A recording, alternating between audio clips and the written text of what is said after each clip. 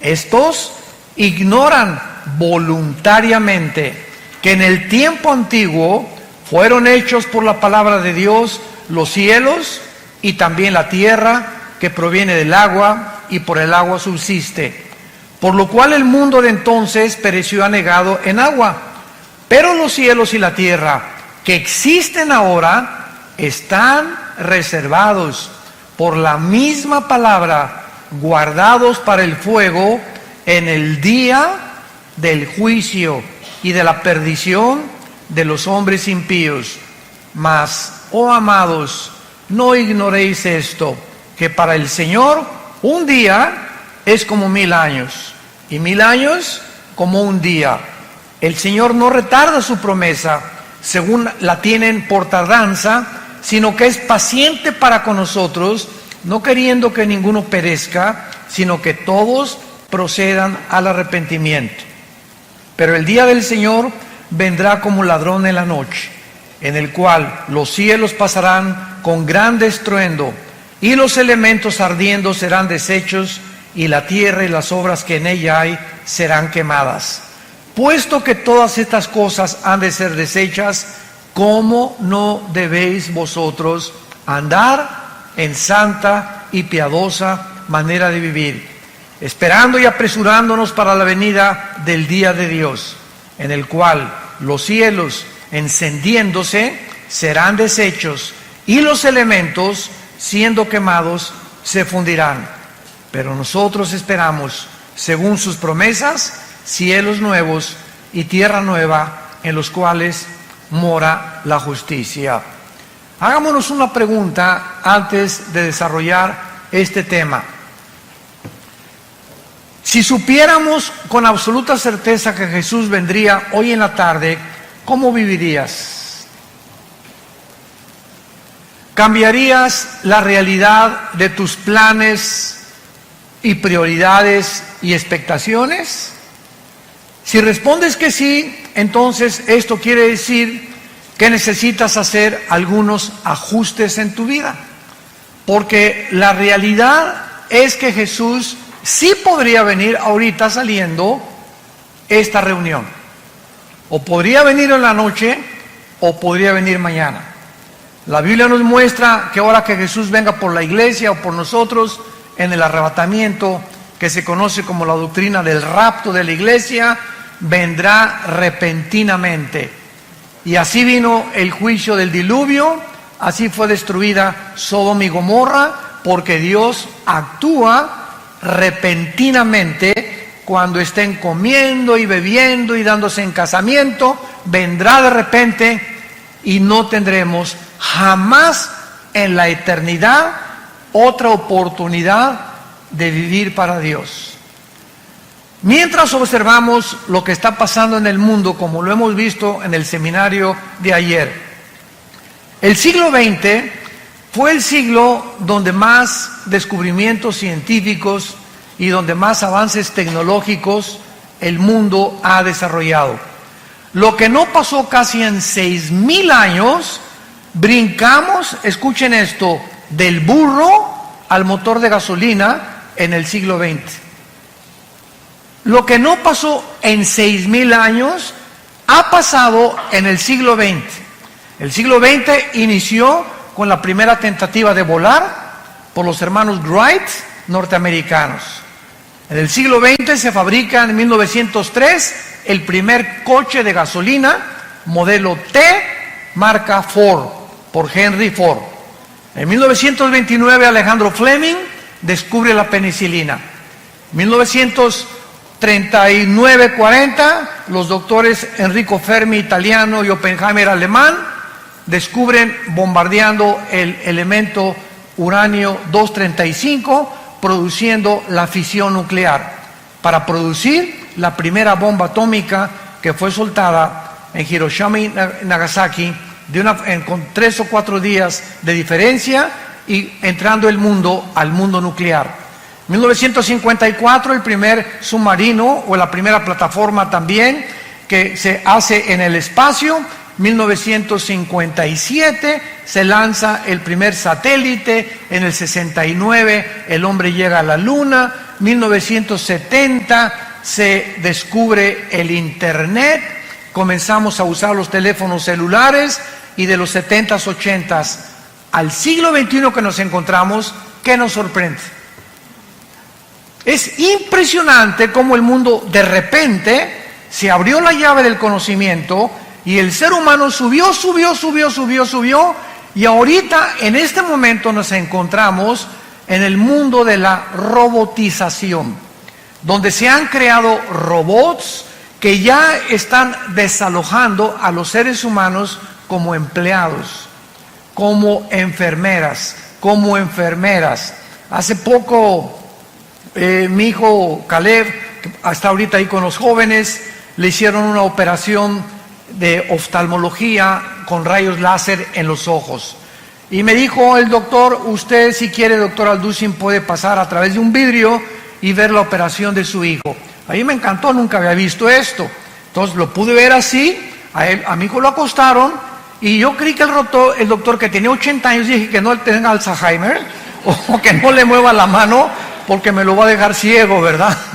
No, pero ya eso ya pasó hace muchos años de moda, sino que ahora con una manejita, así con un robot, manejó todo el láser y nomás lo movía, lo apuntó y ¡zum!, ¿verdad? La incisión y todo, impresionante. Él no metió la mano para nada en toda la operación. Un robot le abrió los ojos, se lo puso así, otro le puso quién sabe qué tantas cosas, pero yo salí maravillado de darme cuenta el avance en el que estamos ya llegando. Antiguamente también para abrirte el corazón te abrían una cosa así, ahora ya nomás te abren una incisión de milímetros, te meten una aguja y hacen todo a través de cámaras electrónicas, de pantallas y de una robotización impresionante. Nos encontramos en esa época, pero también nos encontramos en segundo lugar en lo que se llama el transhumanismo. ¿Qué quiero decir? Que desde 1954 que se descubrió el ADN, el ácido desoxirribonucleico, por los doctores Crick y Watson, que les dieron el Premio Nobel de Medicina, 1954, desde ese momento hasta nuestros días, la ciencia de la genética y de la biología se ha introducido a tal grado que están tratando de mezclar, por ejemplo, el ADN de las arañas que produce esa telaraña que es impresionantemente casi irrompible, una cosa la telaraña con la oreja de un murciélago para mezclar el radar del murciélago con la telaraña, etcétera, etcétera. Y existen laboratorios clandestinos donde están tratando de mezclar animales con humanos. Estos primeros experimentos se llevaron a cabo por un doctor, se llamó Mengele, en la Segunda Guerra Mundial, que fue uno de los médicos de los nazis, de Adolfo Hitler. Él fue el primero que comenzó a experimentar con la genética de los gemelos, les abría a las mujeres embarazadas el vientre y sacaban al producto y sacaban el ADN y lo querían mezclar con otra cosa, pero aún no conocían realmente el mundo microscópico de las células como lo descubrieron en 1954. Entonces nos encontramos en un mundo muy complicado, un mundo muy difícil, un mundo científico, un mundo tecnológico, pero a pesar de estos increíbles avances tecnológicos y desarrollos científicos del siglo XX, nunca en la historia había habido un siglo con tantos ateos como en el siglo XX. El siglo XX de repente parece que todos estos descubrimientos de la tecnología y de la ciencia ensoberbecieron al hombre. Y así tenemos del principio, ¿verdad? Bueno, Carlos Marx ya fue del siglo XIX con Federico Engels cuando postuló su libro El Capital para desarrollar la ideología del comunismo, pero tenemos a Sigmund Freud, aparente a principios del siglo XX, ateo, tenemos a Friedrich Nietzsche, que dijo que yo estaba muerto, a Bertrand Russell, a Sam Harris, a Richard Dawkins, últimamente, a todos estos, Jean-Paul Sartre, Carlos Sagan, el astrónomo ateo también. Y es increíble cómo el siglo XX comenzó a enseñar. Yo me acuerdo cuando fui a la Universidad de México, la UNAM, a la Facultad de Filosofía, que me invitaron a una conferencia de filosofía, porque tengo un doctorado en teología y filosofía, para que yo les demostrara a los estudiantes qué avances en la filosofía se han alcanzado en el siglo XX, y la respuesta fue 0. Y se quedaron los estudiantes así. El mismo maestro de filosofía me dijo: ¿a qué se refiere usted con que no ha habido avance en la filosofía? Le dije: el siglo XX se conoce como el tiempo o el siglo de la desesperación, como lo escribió el filósofo francés ateo Jean-Paul Sartre en su libro El Muro y en su libro La Náusea. Es el tiempo de la desesperación. Como dijo Sartre antes de morir: he pasado mi vida luchando y demostrando algo que no existe, por lo cual he gastado mi vida en balde. ¿Para qué gasté mi vida tratando de pelearme con alguien que no existe y enojarme con no existe? Él mismo dijo: el ateísmo es insostenible filosóficamente. Sin embargo, al mismo tiempo que en el siglo XX surgieron todos estos ateos, recordamos que los más grandes hombres de ciencia del pasado eran cristianos. Galilei, que descubrió, ¿verdad?, el telescopio y pudo introducir a la astronomía, cristiano. Apúntalo: Blaise Pascal, astrónomo físico francés, cristiano, tenía a Jesucristo como su Señor y Salvador. Isaac Newton, que descubre la gravitación y el movimiento astronómico en el cosmos. Louis Pasteur, el mismo Alberto Einstein, que aunque nunca reconoció que era cristiano, dijo en su frase famosa: Dios no juega a los dados con el universo. Pero de repente tanta tecnología y tantos descubrimientos ensoberbecen al ser humano. Y ahora nos encontramos, vuelvo a repetir, a pesar de todo lo que nos ha rodeado, escuchen esto: somos nosotros la última generación y la primera generación en la historia que tenemos el poder destructivo, nuclearmente hablando, para autodestruirnos en 30 segundos. Somos la primera generación en la historia que podemos autodestruirnos y acabarnos y autoextinguirnos en menos de 1 minuto. El último misil que acaba Rusia de hacer se llama Satán. La palabra Satán significa en el hebreo el adversario. Y este misil que tiene Rusia y que Irán ahorita continúa desarrollando nuclearmente su armamento para tratar de gobernar el Medio Oriente, a destruir a Israel, estos misiles pueden salir de Rusia y llegar, síganme con mucho cuidado, si Rusia dispara un misil sin que Estados Unidos se dé cuenta, sale el misil y vuela y llega a Estados Unidos en 25 minutos. En esos 25 minutos que va volando el misil, los satélites norteamericanos e israelíes, a través del Mossad, que es el servicio de inteligencia de Israel, detectan el misil, pero ese misil puede venir también de Ucrania o puede venir, no lo pueden detectar exactamente la ubicación de donde viene. Muy bien, entonces localizan al misil y el presidente de Estados Unidos, actualmente el presidente Donald Trump, trae un portafolio. Todos los presidentes norteamericanos traen un portafolio con una computadora con códigos que solamente él sabe el código, para que cuando tenga él la comunicación que un misil se dirige a Estados Unidos, él abre el portafolio y apriete un botón, y ese botón suena en la marina, en los portaaviones, suena con la armada terrestre y suena con el poder aéreo, con todos los pilotos aéreos, para que tanto la Marina como los pilotos de la Fuerza Aérea y como los soldados puedan preparar sus misiles para interceptar el misil. Solo que hay un problema, que cuando el presidente abra su portafolio, el misil llega antes que el presidente lo pueda abrir. Y esto comenzó a suceder en los últimos 8 años en Estados Unidos, cuando el presidente Barack Obama, mandó desnuclearizar y quitar todas las armas nucleares e interceptar y decir que el portafolio era inefectivo. Lo tuvieron que volver otra vez a codificar y ha impedido que Estados Unidos, el escudo que le llaman antimisiles que tienen en Hawái y el escudo antimisiles que tienen enfrente de Nueva York, pueda funcionar con los submarinos Poseidón que están apuntando a Estados Unidos y que tiene cada submarino 6 torpedos nucleares, y un solo torpedo de ese submarino destruye 5 ciudades en 10 segundos.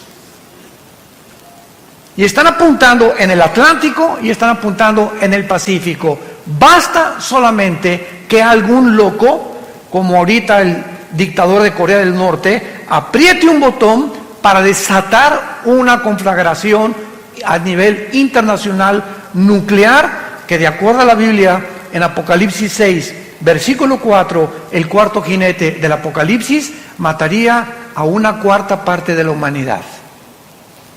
En este mundo nos encontramos un mundo de locos, donde la tecnología nos ha ensoberbecido y donde creemos que el ser humano, a través del humanismo, tiene la capacidad de resolver los problemas que van mucho más allá de nuestra capacidad humana para poder resolverlos. Nos hemos querido convertir en dioses. Este es el mundo que actualmente nos rodea. Y antes de entrar un poco más al tema, ¿por qué Rusia, Irán, Siria y Turquía se acaban de unir? Porque hace 25 siglos, en el libro de Ezequiel, capítulo 38, lo vimos ahí, 39, hace 2600 años, la Biblia profetizó que antes que Cristo regresara, se uniría Rusia con Siria, con Irán y con Turquía. Y estas naciones que la Biblia profetizó hace 2600 años, son exactamente las naciones que han formado un eje en el Oriente para poder controlar el Medio Oriente, donde se encuentran debajo de Arabia Saudita, de Irak y de Irán, casi el 70% de la producción petrolera del mundo. Entonces, el Medio Oriente es una manzana de la discordia. Por eso los ingleses antes de la Primera Guerra Mundial, por eso los árabes después de la Segunda Guerra Mundial, por eso Estados Unidos, por eso todo ha hecho que gire alrededor del Medio Oriente, donde la Biblia dice que comenzó la humanidad y donde la Biblia dice que la humanidad terminará en la ciudad de Jerusalén. Ahí va a terminar la humanidad con la batalla del Armagedón o la Tercera Guerra Mundial. Ahora, Rusia, ¿por qué cuando Trump le dijo a Putin, por favor, déjanos derrocar al presidente Assad de Siria, por qué Rusia lo impidió? Porque Rusia tiene la única base naval en Siria que está a orillas del Mediterráneo. Entonces, si quiere Rusia evitar que por el Mediterráneo se metan sus enemigos, lo harían, y jamás Rusia abandonará a la familia de los Assad, ni tampoco Rusia permitirá, mientras esté Putin, que Siria caiga en manos de otra nación. ¿Por qué se acaba de unir con Irán? El ayatollah Khomeini y el presidente Rouhani de Irán acaban de dictaminar que van a destruir a Israel y que ya tienen los misiles apuntando en contra de Israel. ¿Por qué se unió con Rusia? Porque Rusia tiene a papá China. China ahorita está protegiendo a Corea del Norte y China se hizo amigo también y compadre de Putin, el presidente Xi. Gracias a Dios que ahorita acaban de tener una reunión que se llamó el G20 en Japón, donde Trump ya se hizo compadre de Jin otra vez, se hizo compadre de Kim Jong, tu padrino, ¿verdad? Y ya se hicieron amigos entre ellos, y otra vez la crisis comercial que nos estaba casi presionando en el mundo entero, donde amenazó Trump que iba a subir el 5% los aranceles en México si nosotros a los migrantes no los deteníamos en Guatemala, y si China seguía invadiendo el mercado internacional de Estados Unidos. Gracias a Dios que ya por lo menos hay un poco de respiro.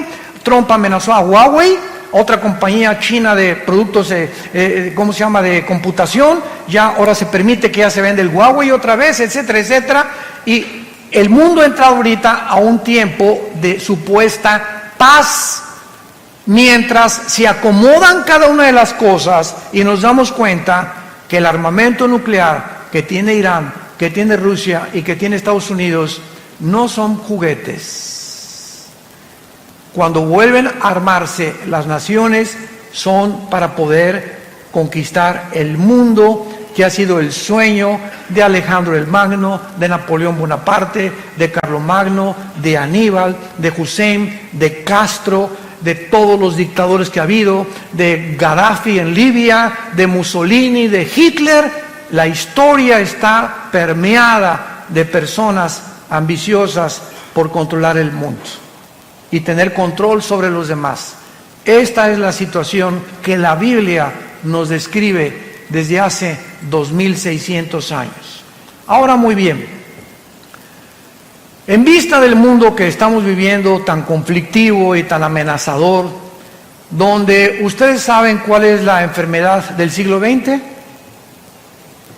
no estamos hablando de ataques al corazón, ni el cáncer, ni otras enfermedades que también tienen un índice muy elevado, sino que ahora se acaba de descubrir a través de la Clínica Mayo y el Hospital Hopkins, que son las dos instituciones clínicas más prestigiadas del mundo, hace 2 años y medio aproximadamente, concordaron que el 70% de las enfermedades de los seres humanos, mentales y físicas, tienen un común factor denominador: el estrés.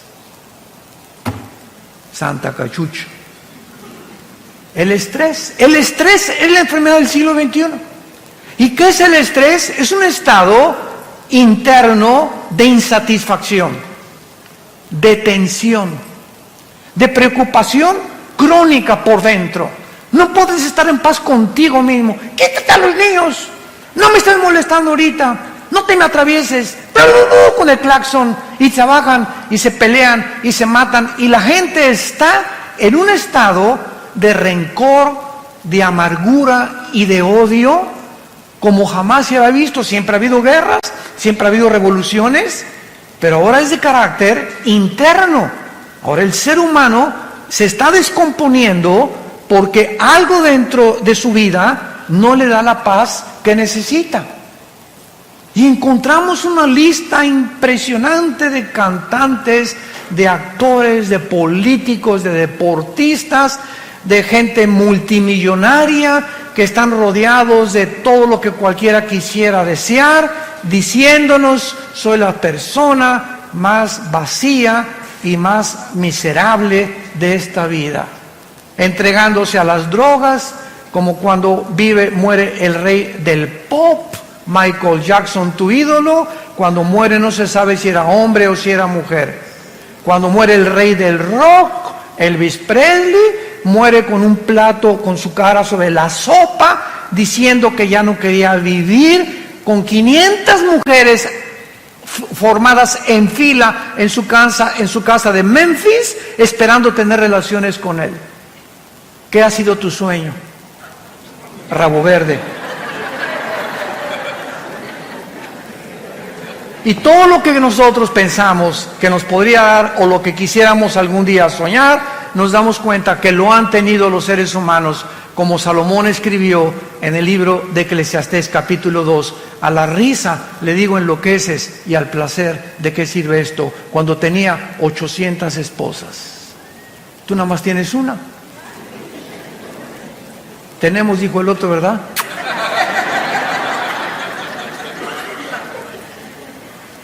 ¿Qué mundo vino Jesucristo hace 2000 años a describirnos? Y hace 2000 años Jesucristo nos recetó la medicina que el mundo necesita 2000 años después. Mi paz les dejo, mi paz les doy. Esa paz es un estado de tranquilidad interior, es un estado de confianza interior, de seguridad, de esperanza que todo está bien. Guerras, el petróleo, cayó el peso, el gobierno, y lo que sucede a nuestro alrededor, esa paz impide, es como un muro a nuestro alrededor, como un cerco invisible de protección que impide que las condiciones del mundo entren a nuestra alma. Y que el mundo puede estar cayéndose junto a nosotros y nosotros tenemos tranquilidad y paz porque sabemos que estamos en manos de nuestro Creador. Y que nada ni nadie nos podrá nunca separar de Él. Hace algún tiempo un rey mandó, o más bien decretó un concurso, que por favor, entre los pintores que había en el reino, ¿quién podría pintar un cuadro que describiera la paz? Y pues hubo bastantes personas que se acercaron y pintores a concursar. Y pues uno pintó así el Popocatépetl, así, ¿verdad? Bonito, tranquilo, no explotando desde luego. Otro el mar, la bahía de Acapulco, así lindo, otro un bosque, etcétera, etcétera.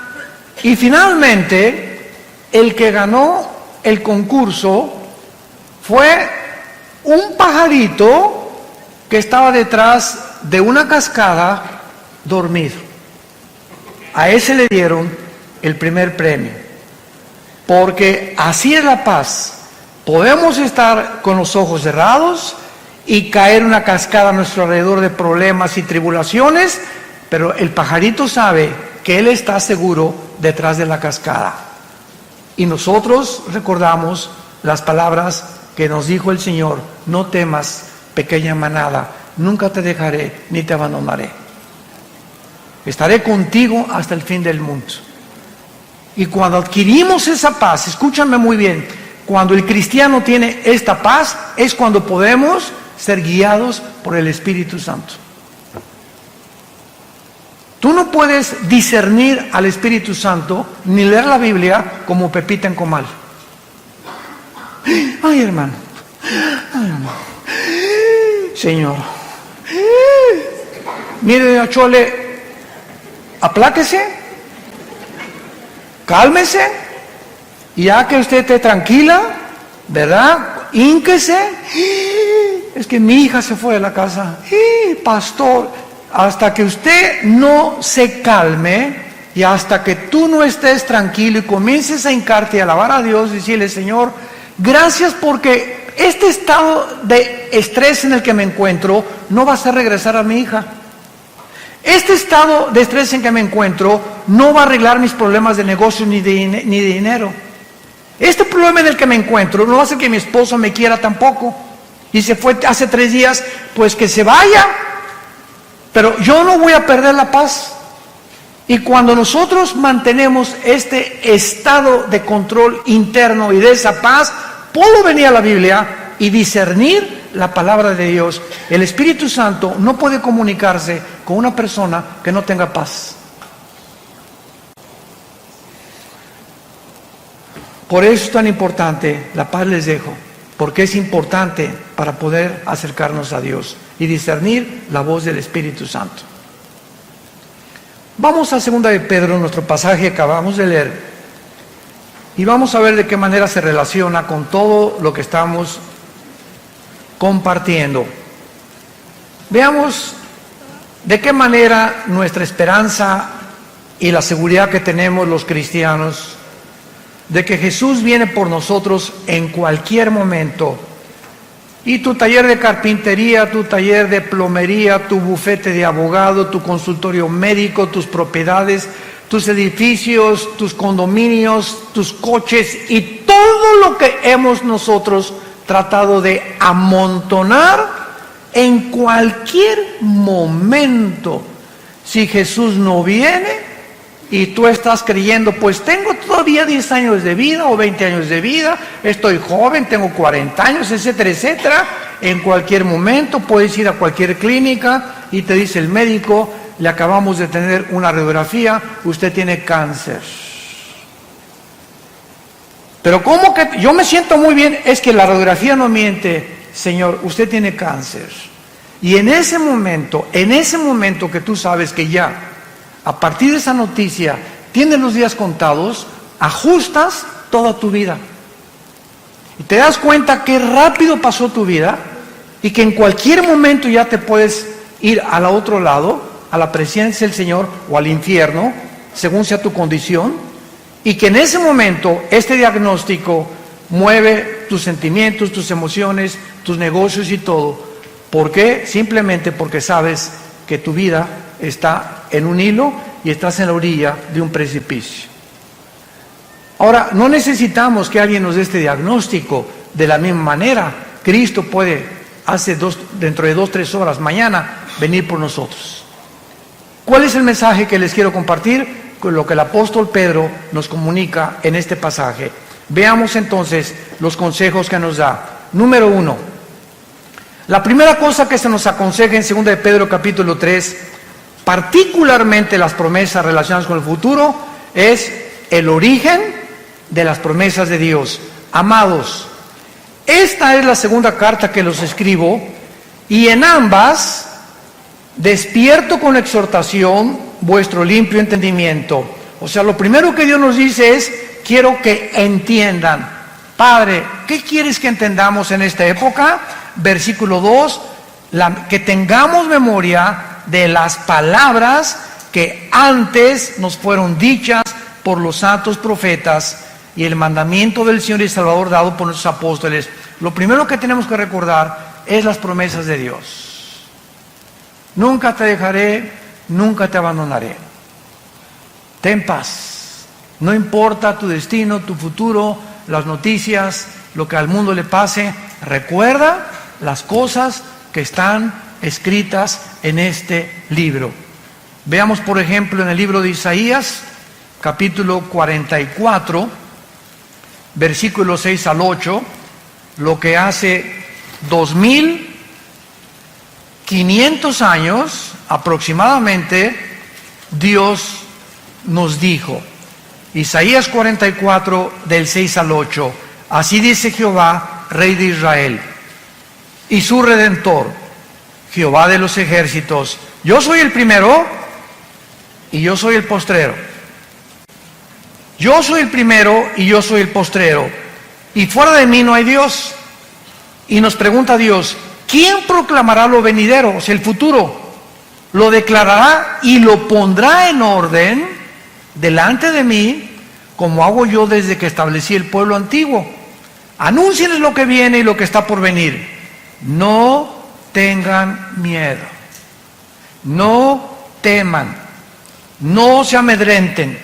No te lo hice oír desde la antigüedad y te lo dije. Luego ustedes son mis testigos que no hay Dios sino yo. No hay fuerte, no conozco ninguno. Cuando Dios dice, yo soy el alfa y el omega, es la primera letra del alfabeto griego y la última letra del alfabeto griego, el alfa y el omega. Si nos dice Dios, yo soy el primero, y yo vengo a la Biblia y leo Génesis, y veo que los científicos actuales están poniéndose de acuerdo y reconociendo que la descripción de la creación del universo, de acuerdo a los primeros 2 capítulos del Génesis, coincide con la astronomía, coincide con la física, con la primera y la segunda ley de la termodinámica, coincide con la biología y coincide con la paleontología y con la antropología. Entonces comienzo a enfocarme, a darme cuenta que si lo que en la Biblia en el principio es verdad, en el principio, ¿dónde me encuentro yo si Dios es el final? Nos encontramos en medio. Entonces, ¿qué es lo que nos está diciendo Dios? Voltea hacia el pasado y ve todo lo que es escrito en la Biblia. Solo en la muerte de mi hijo en la cruz, 33 profecías se cumplieron, al pie de la letra. Cuando Jesús colgaba en la cruz, se estaban cumpliendo 33 profecías por los profetas hebreos, al pie de la letra. Ahora, si eso en el pasado lo vemos, que se ha cumplido, nos damos cuenta que estas palabras son fieles y verdaderas. Y si yo me encuentro en medio, de la misma forma que se cumplió el pasado y Él es el final, se cumplirá también el final. Por lo tanto, camino hacia el final con confianza en que Dios cumplirá su propósito en mí. Es lo que quiere decir: yo soy el primero y yo soy el último. No tengan ni tengan temor. ¿Quién más puede anunciar el futuro sino yo? Dice el Señor. Esto se refiere, ¿verdad?, a todos los eventos futuros profetizados en el Antiguo Testamento. Por hoy se dice el primer consejo del apóstol Pablo: recuerden ustedes las promesas que en el pasado los profetas y apóstoles hicieron, para que ustedes puedan mantener esa paz que es importante para tomar decisiones. Tú no puedes tomar una decisión con quién te vas a casar, qué coche comprar, qué terreno vender, qué cosa hacer, qué negocio llevar, qué medicinas tomarte si no tienes paz. La falta de paz nos hace tomar decisiones equivocadas, de las cuales nos vamos a lamentar el día de mañana. Porque en el momento que tomamos la decisión para casarnos, para comprar ese vehículo, para comprar ese terreno, lo hicimos no con la dirección del Espíritu Santo, lo hicimos en la carne, guiados por nuestras pasiones. Y es cuando nos lamentamos y después le echamos la culpa a Dios por la condición en la que estamos viviendo. En segundo lugar, veamos nosotros en 2 de Pedro capítulo 3, en nuestro pasaje, que dice la Biblia en el versículo 3 y versículo 4, sabiendo primero esto. Es la segunda cosa que Dios quiere que sepamos. Número 1, las promesas de Dios. Número 2, tenemos que saber que en los tiempos que estamos viviendo, o sea, los postreros días que son los nuestros, vendrán burladores. Vendrán burladores. El siglo XX se llenó de ateos. ¿Quién es un ateo? Una persona que se burla de alguien que no existe. Santa María Catarina. Es una persona que se burla o insiste en pelearse con alguien que no existe. Por eso decía Sartre que es insostenible filosóficamente el ateísmo. Entonces vendrían burladores y los vemos, aunque ya son menos, andando según sus concupiscencias. Y estos burladores, dice la Biblia en el versículo 4, van a comenzar a decir: ¿dónde está la promesa de que Cristo va a regresar? O sea, de su advenimiento. Porque desde el día en que los padres durmieron, o sea, todas las cosas en el mundo han sido así. Y dicen: siempre ha habido guerras, siempre ha habido terremotos, siempre ha habido pestas. ¿Por qué dice que son señales de los últimos tiempos? Muy bien. Estas personas querrán atacar las promesas de Dios y de nuestro corazón, y la Biblia les llama burladores. Un burlador, es muy importante, no es la misma persona que tiene dudas. Entonces, hay una gran diferencia entre un burlón y una persona que tiene dudas honestas. La persona que tiene dudas honestas dice lo siguiente: yo no puedo decir que no creo en Dios. Yo no sé, más bien, honestamente, yo no sé si existe Dios. Pero si existe Dios, oh Dios, si tú existes, dame evidencias que tú existes. Y dice la Biblia: me encontrarás y me buscarás con todo tu corazón. Entonces Dios oye a las personas que tienen dudas y que dudan, ¿verdad? Como Job. Job llegó un momento en que todo lo que le pasó en el capítulo 3 dice: Señor, ¿por qué mejor no fui un abortivo? ¿Para qué me permitiste? ¿Y para qué nací? ¿Para todo este sufrimiento que estoy atravesando? Entonces Job le preguntó a Dios: Señor, ¿por qué no fui un abortivo? Pero vean la diferencia. ¿Para qué me hiciste? ¿Para qué fui un abortivo? Chale. Podemos acercarnos a Dios con una actitud: Padre, yo no entiendo lo que está pasando, por qué te vas a mi hijo, etcétera, etcétera. oh Dios, dame la fortaleza ahorita y dime, muéstrame, ilumíname, porque quiero seguir confiando en ti. ¿Ya ves? Y para eso me perdí el trabajo, para ser cristiano. Vean la diferencia en la actitud. Cuando tenemos esa actitud de retadores y de soberbios, demandando a Dios que nos conteste como si fuera nuestro sirviente, jamás te contestará.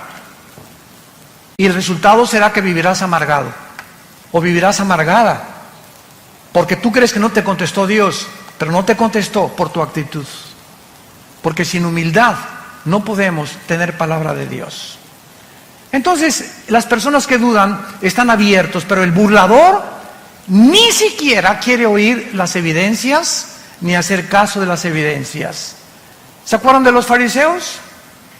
En tiempos de Jesús, los fariseos vieron a Jesús sanar, vieron echar demonios, vieron las palabras, jamás los insultó, jamás dijo groserías, jamás vendió marihuana, jamás hizo daño a nadie, y estuvieron con Jesús. Y los fariseos, el día que planearon matar a Jesús, que es en el capítulo 11 del Evangelio de Juan, fue cuando resucitó a Lázaro.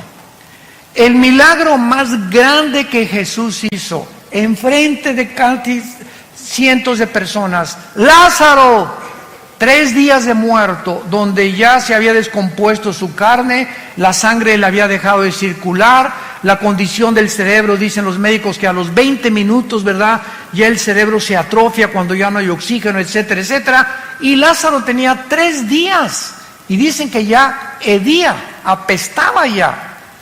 Pues cuando Jesús dice, Lázaro, ven fuera, el Espíritu llega, se mete a Lázaro y comienza la reconstrucción de sus células, la circulación de la sangre, y sale Lázaro. Era para que cualquiera hubiera creído, ¿no crees? Estás buscando de que si yo veo un milagro voy a creer en Dios. Pues los fariseos vieron resucitar a Lázaro y ese día dijeron, planeamos quitarle la vida. Burladores. Yo me he encontrado con diferentes tipos de ateos y diferentes tipos de personas, como uno les conté hace algún tiempo en una reunión, que saliendo de una conferencia en un hotel en México, en el elevador se acercó un señor así muy retador, me dice, usted es el doctorcito Alducin, ¿verdad? Pero así, ¿verdad? Yo le iba a decir, bueno, ¿y qué te importa, no? Pero no le pude decir eso, me daban ganas, no nos dan ganas a veces. ¿Usted, verdad? Sí. ¿Y en qué le puedo servir, señor? A ver, diga, contésteme. Pero así, a ver, contésteme. Dios es todopoderoso, ¿verdad? Sí, claro, le contesté. Bueno, si es todopoderoso, entonces no tiene poder para destruir al diablo. Y le dije, claro que sí. Y le dije, pero dele gracias a Dios, porque comenzaría con usted. El hecho que Dios no haya terminado con la maldad implica que Dios no quiere que todo mundo sea condenado. Y le dije, el hecho cuando bajamos el elevador, que usted quiere que le conteste esa pregunta en la actitud burladora en la que usted se me está acercando, no merece que le conteste como yo le contesté. Pero así encontramos tipos de diferentes personas con diferentes actitudes. Veamos nosotros que este burlador se dedica a burlar, a criticar, a despreciar y atacar las cosas de Dios sin tener o tener evidencias, pero él no quiere evidencias, él quiere mantener una actitud de soberbia en contra de Dios, volviendo su enemigo. Vean lo que dice el Salmo 10 acerca de los burladores. David escribió hace 3000 años el Salmo 10 y dice la Biblia que aquí se describe algunas características de este tipo de personas que abundan a nuestro alrededor. Las encontramos en los maestros de escuela, en las universidades, profesionistas, médicos, en fin, ¿verdad? En todas las áreas de la sociedad se encuentran estas personas. Dice el Salmo 10, versículo 3 al 5, porque el malo se jacta, o sea, se enorgullece del deseo de su alma. Bendice al codicioso y desprecia a Jehová. El malo, por la altivez de su rostro, no busca a Dios. No hay Dios en ninguno de sus pensamientos. Sus caminos son torcidos en todo tiempo. Tus juicios los tiene muy lejos de tu vista. Y dice en su corazón, no seré movido jamás, nunca me alcanzará el infortunio. Y el capítulo 14 de los Salmos, versículo 1, dice: el necio dice en su corazón, no hay Dios. El necio o el burlón dice en su corazón, no hay Dios. Ahora, ¿por qué actúan de esta manera? Regresamos a nuestro pasaje de Segunda de Pedro. ¿Por qué estas personas actúan de esta manera? Donde ya ni las evidencias les funcionan. Simplemente cuando una persona ha decidido, escúchame muy bien, no creer en Dios, como una vez una persona me dice, si yo veo un paralítico levantarse de su silla de ruedas, voy a creer en Dios. Y le dije, no es cierto. Porque si tú ves un milagro de un paralítico levantarse, tus emociones van a ser afectadas y tus sentimientos también, y vas a decir, de veras, está caminando, don Paquito ya tenía 15 años, pero esas emociones que fueron despertadas en ti, de asombro, ¿cuánto te van a durar? ¿3 días? ¿5 días?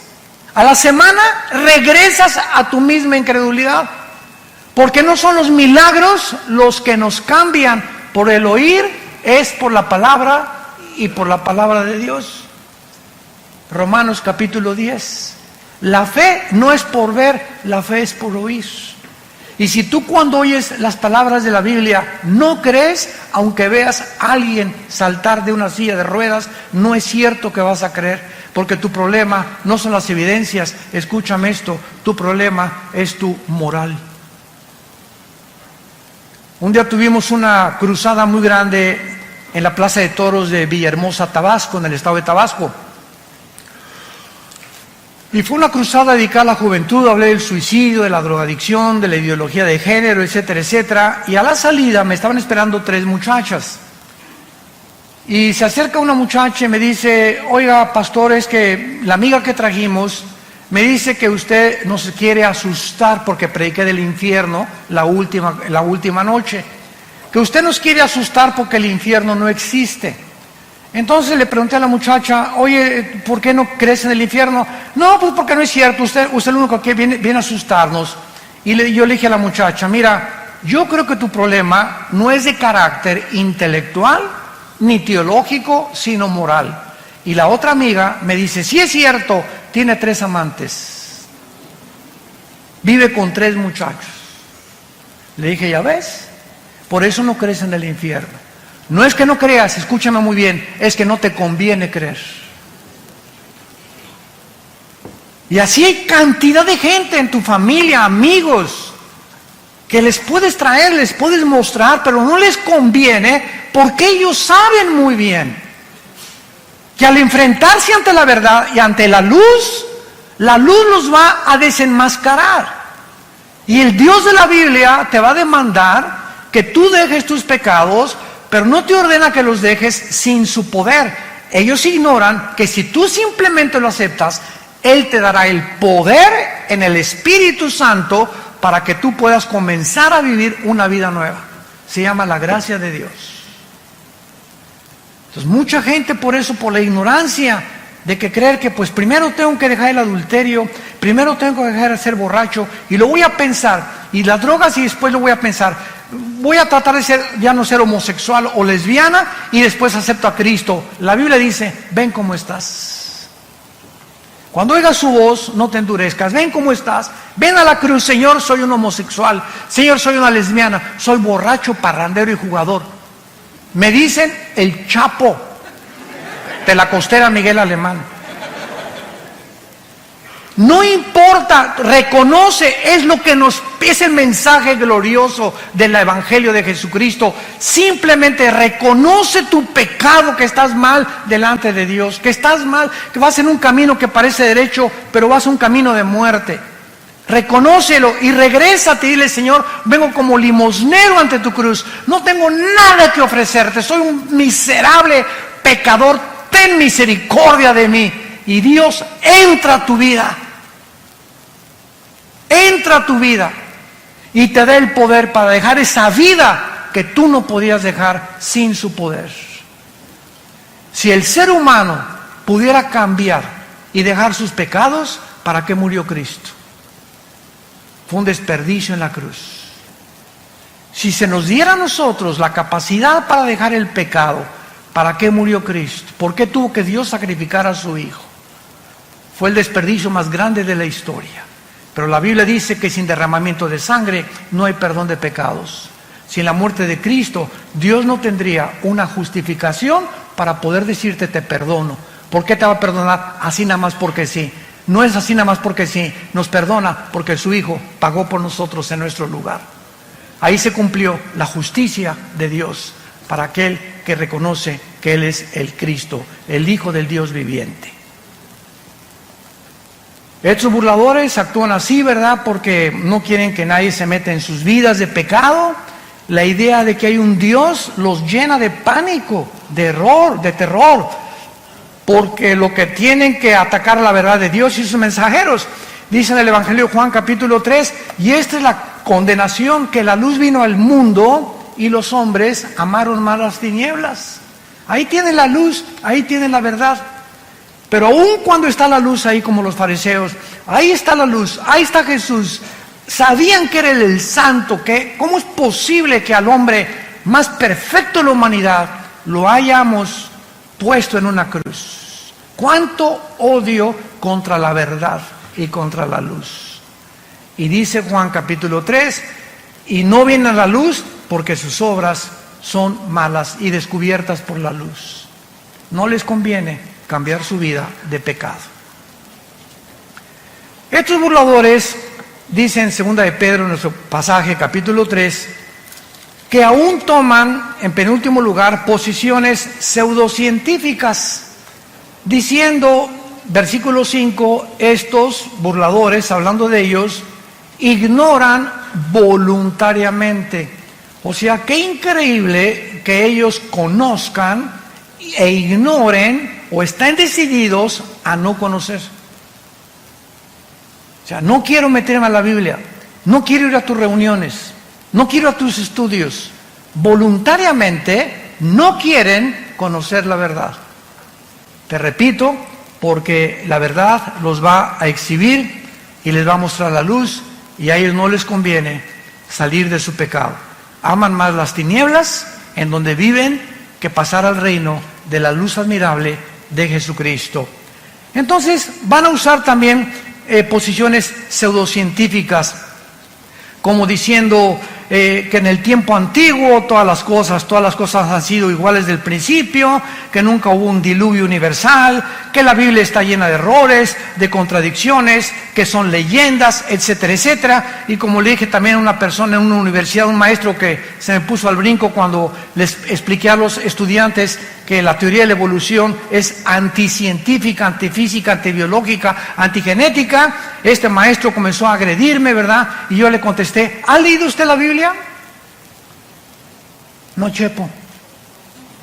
¿Por qué ataca usted un libro? Es que está lleno de errores. Por favor, aquí está la Biblia, muéstreme los errores que usted considera que es una equivocación. Porque cuando usted viene a la Biblia y usted considera que aquí hay una contradicción, el problema no es de Dios, el problema es de su entendimiento.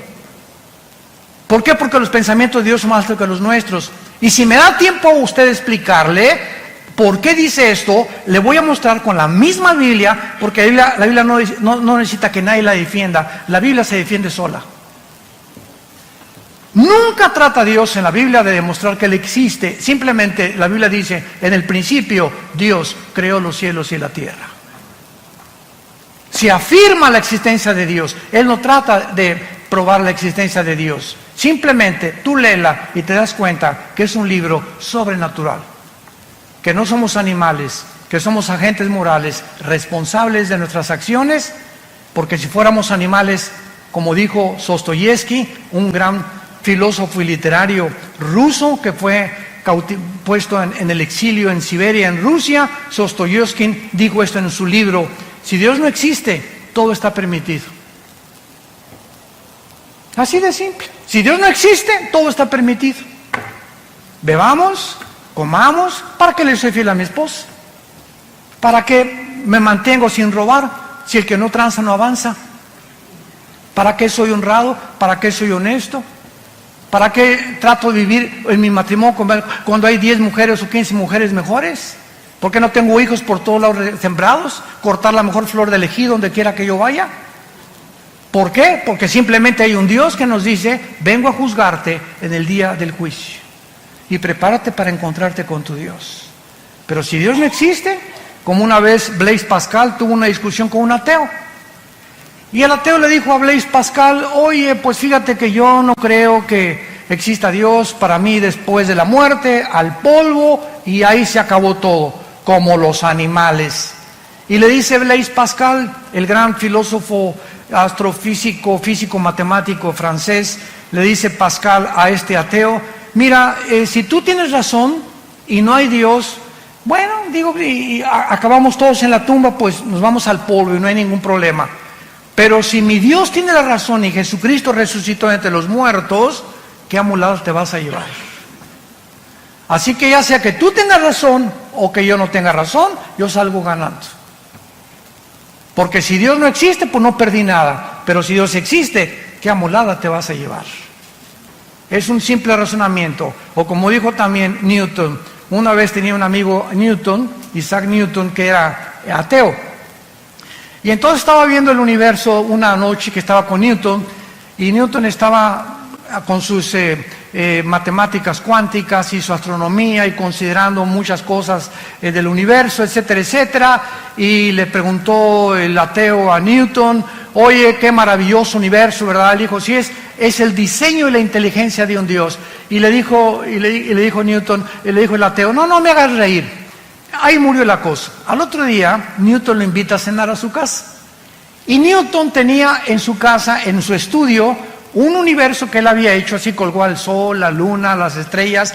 Tenía como una sala con una representación del universo. Entonces, llegó este amigo de él a su sala y vio todo esto colgado y le preguntó el ateo, oye, qué bonito, ¿quién colgó todas estas cosas? Y le contestó Newton, se colgaron solas.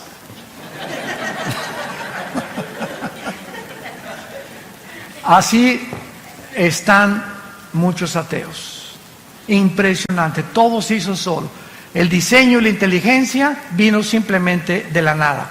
La materia salió de la nada y la nada nunca produce nada. Entonces, ¿quién produjo, si es que crees en la explosión del Big Bang, una explosión? ¿De dónde salió la materia? ¿Quién produjo la explosión? ¿Quién produjo el universo tan perfecto en el que vivimos? ¿Cómo es posible que las condiciones de la vida en esta tierra no se encuentren en ninguna galaxia, por lo menos que hemos nosotros alcanzado percibir a través de los telescopios? ¿Cómo es posible que la circulación de mi sangre, las células, los glóbulos blancos que actúan como los soldados para atacar las defensas de las bacterias y microbios que entran a mi cuerpo, quién programó a los glóbulos blancos para defender mi sangre y a las bacterias que tengo dentro? Y la impresionante complicación que tienen los miles de nervios aquí dentro de mis ojos, mi nervio óptico, que ninguna cámara ha podido realmente. Ahora que yo me acabo de hacer unos implantes en los ojos, me dijo el doctor Armando, en 3 o 4 semanas, ve desde lejos y ves de chiquito, ponte un lápiz y comienza a hacer así, para que los dos ojos comiencen a los músculos a ejercitarse, el oftalmólogo y todas estas cosas que yo estoy platicando. Dije, Dios mío, nunca me había puesto a pensar que mis ojos pueden ver desde muy lejos y desde muy cerca. ¿Quién hace que se enfoque y quién desarrolla este foco que los mismos fotógrafos no han podido desarrollar? Ya no hablemos solamente de eso, de la sangre, de los 3 huesitos que forman los oídos, de nuestra lengua, de nuestros dientes, de nuestro esqueleto, nuestros músculos. Bueno, es impresionante cómo puede alguien atreverse a decir, no existe Dios. Nos hicimos de la nada, de las ranas evolucionamos. Y finalmente, terminamos en 2 de Pedro, en nuestro pasaje, y dice el apóstol para terminar. Versículo 8. Mas, oh amados, 2 de Pedro 3:8. No ignoren esto, que para con el Señor un día es como 1000 años y 1000 años como un día. ¿Qué quiere decir? Que para Dios no existe el tiempo. Cuando la Biblia dice en Génesis 1:1, en el principio Dios creó el cielo y la tierra, ¿saben a qué se refiere? Al principio del tiempo, de la materia y del espacio. Antes del principio no existía tiempo, no existía la materia y no existía el espacio.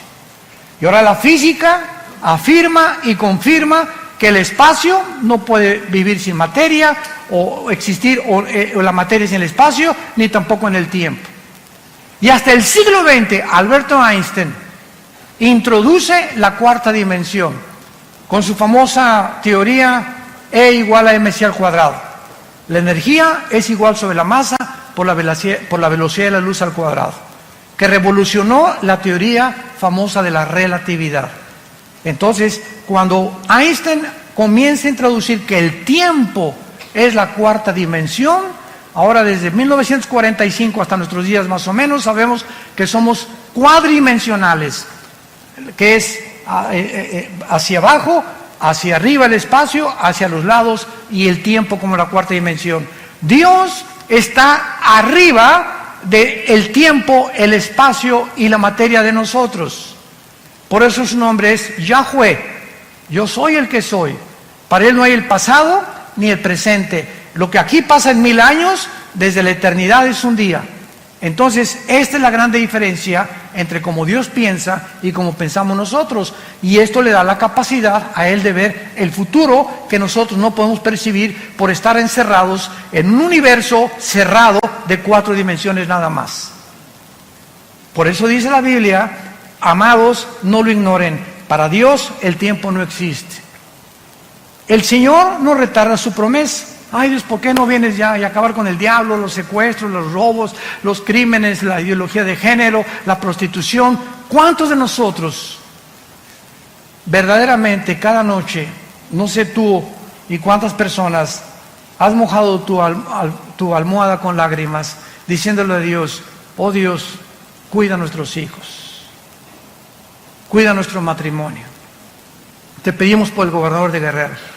Te pedimos al presidente que tenemos ahorita, dale sabiduría para gobernar México, Señor, pobre México. Por favor, dale sabiduría al gobierno. Vivimos un mundo bien feo a nuestro alrededor. Y nuestras oraciones es lo único que puede cambiar. Y nos desesperamos, ¿por qué no cambias? Te dice Dios, no es que me tarde, es que no quiero que ninguno perezca. Como le dije al Señor en el elevador, dele gracias que Dios no ha actuado ni terminado con la maldad. Porque si Dios terminara con la maldad, ¿cuántas personas que no han oído el Evangelio se condenarían eternamente? Por esa razón Dios retarda su promesa. Es lo que el apóstol nos quiere decir. Pero el día del Señor, versículo 10, vendrá como ladrón en la noche. Los cielos van a pasar con gran estruendo, los elementos ardiendo. Esta palabra significa la composición atómica. Eso es increíble en el griego, son los átomos. Serán desechos. ¿Qué es lo que mantiene la cohesión de la materia? La composición atómica. Yo ahorita agarro mi mano y le hago este púlpito así, ¡paz! Y me rompo los nudillos de mis manos. ¿Por qué? Porque los átomos son más gruesos y los electrones y protones que los átomos que forman mi materia de mi piel. Entonces, todo lo que forma la cohesión que existe, y agarro un microscopio y veo el microscopio que giran a una velocidad impresionante los átomos y los electrones y los neutrones, y el hidrógeno tiene 2 átomos, el oxígeno tiene 1 y cada elemento, el helio, tiene otros, y la composición que hay en toda la materia es completamente diferente atómicamente. Nos damos cuenta y nos preguntamos, ¿quién le da la velocidad a los átomos?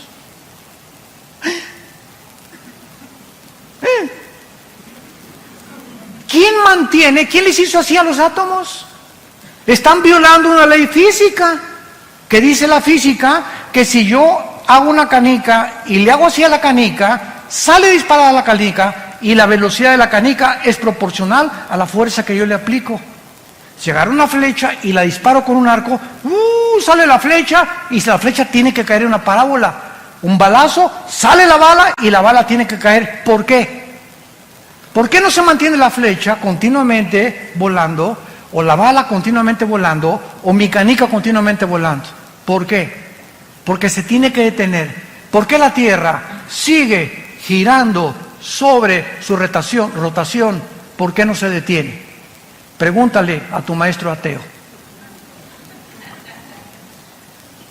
¿Quién le hizo así a la tierra? ¿Quién mantiene la tierra? No solamente girando perfectamente a una velocidad de 24 horas sobre su eje, sino que ¿quién la sigue impulsando alrededor del Sol en 365 días? Desde hace miles de millones de años. La Biblia dice en Hebreos 1:3, Jesucristo sostiene todo el universo con la palabra de su poder. Es Dios de la materia, el Dios del átomo, el Dios de los electrones, el Dios que nos ha puesto todo en un orden para que podamos admirarle y decirle en esta tarde, inclinemos nuestra cabeza, te alabamos, oh Dios, creador de los cielos y de la tierra. Te bendecimos tu nombre porque has tenido misericordia de nosotros.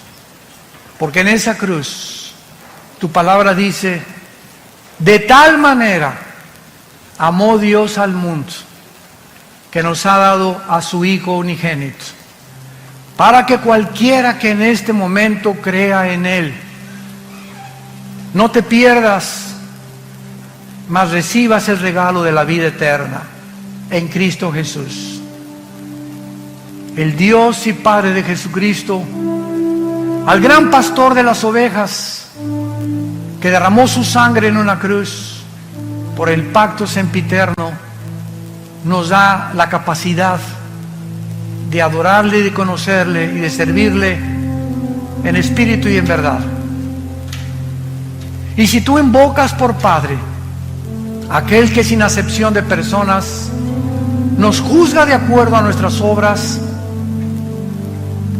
caminemos en el temor de Dios durante toda nuestra peregrinación. ¿Qué es el hombre? Somos simples peregrinos. ¿Qué es nuestra vida? Como la niebla. Ayer teníamos 20 años, 10 años. Hoy tenemos 50, 60, 70, 8 años. Nuestra vida pasa como una sombra, como la niebla que aparece y desaparece. Y tenemos solo una oportunidad en esta corta vida